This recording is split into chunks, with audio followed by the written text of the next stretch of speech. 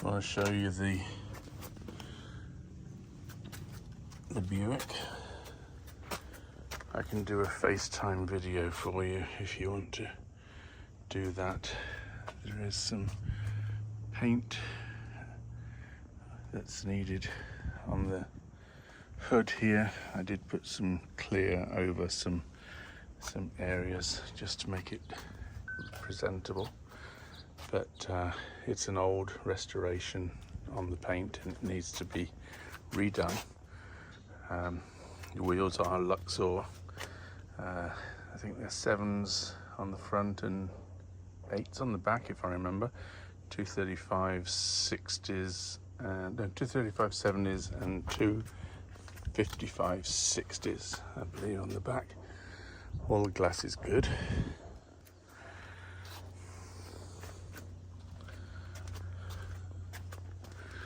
The roof's got a little bit of rust that's been coming through.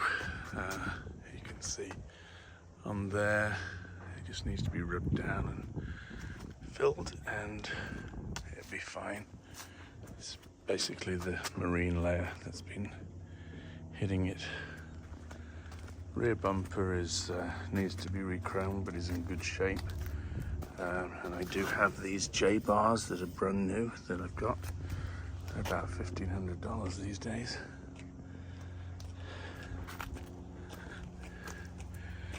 The worst part of it is the fender.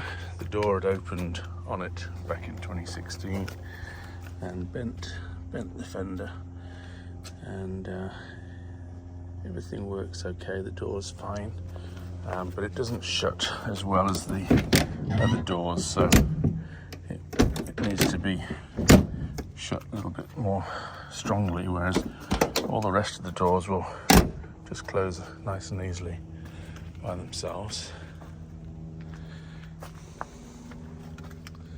I do have the new fender for here, and I'm just going to lift this hood up here, and you can see the engine. It's a 355 Blueprint crate engine. It's got probably 3,500, 4,000 at max miles since it was installed.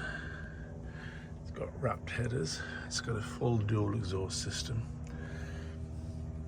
The subframe is all FatMan engineering, and you can see it's got the stainless steel A-arms, Optima battery.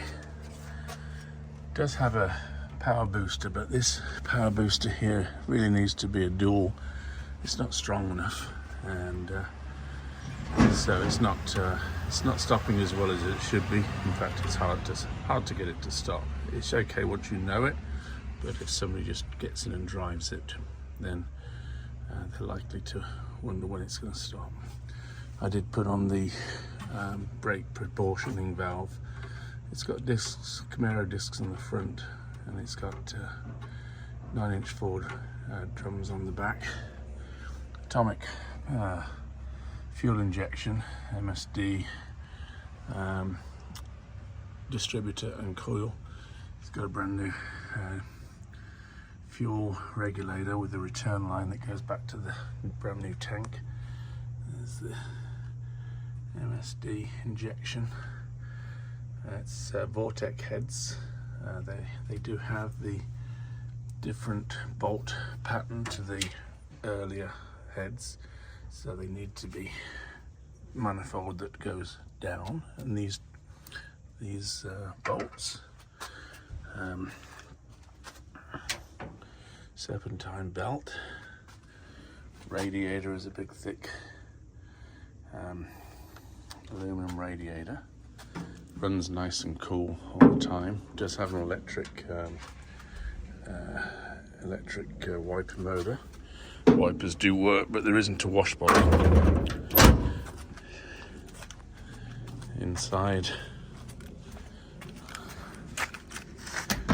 the seats fold absolutely flat. You pull this one up and fold over the leg, it sits on that, and then this one folds flat into the back of it.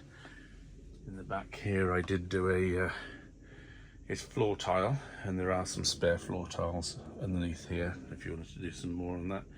And that does lift up, and you've got a big compartment underneath. On the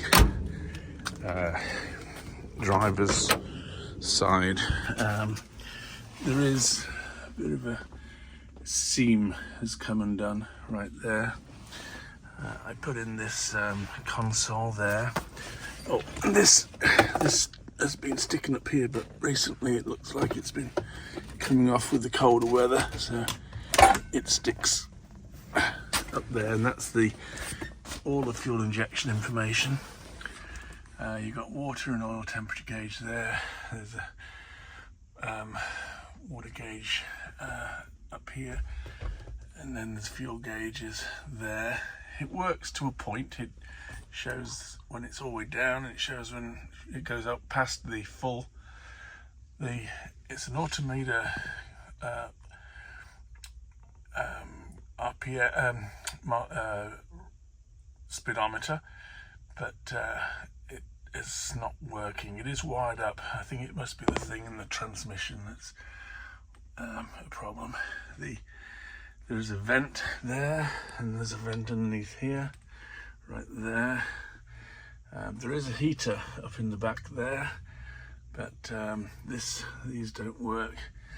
It might be just a fuse on that.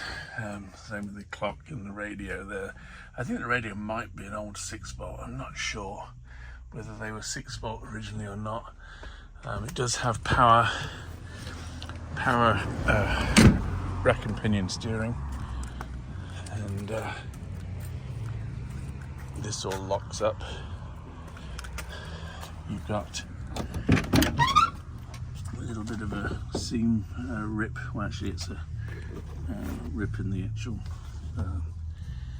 material there, and a little bit on here.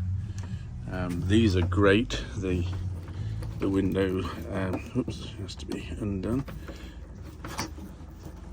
That is your air conditioning, which is good up to about 92, 93 degrees. After that it starts to bring in warm air. Air conditioning would probably be good for where you're at, and you can put something on with vintage air. Okay, so anyway, if you want me to do a walk around on it for you, see the new fuel tank underneath there, and a 9-inch.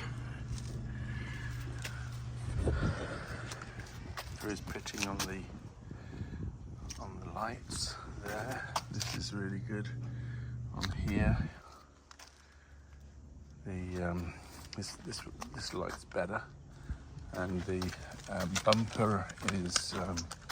I replaced the bumper. I do have another one, the original one that was on it, which was fine. It just wasn't all nicely chromed. This little triple chrome plated. Cost me $2,800 for that. And I got this piece as well. Haven't been able to find this piece here. It's a pot metal. It's got LED headlights that work really, really nicely. And on that fender that I've got here, I do have the new chrome piece here. I also have the rocker panels on here, and brand new. And I also have, not that it needs it, but I have these pieces here, brand new. And that's about it.